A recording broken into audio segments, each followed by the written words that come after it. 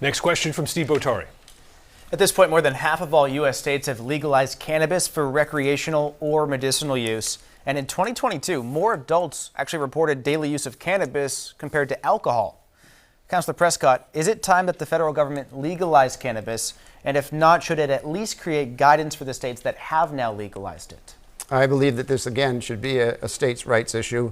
Right now, we have the federal government saying one thing and states doing another. So we should end that conflict and make sure that the states have their opportunity to run their own cannabis systems if they desire. And in terms of the federal government providing any guidance for the states?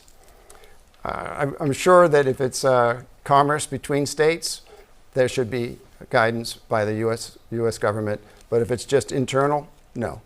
Thank you. Congressman Pappas, you're in favor of decriminalizing marijuana, but should Congress go further and fully legalize cannabis for adults, regulating it like alcohol and tobacco?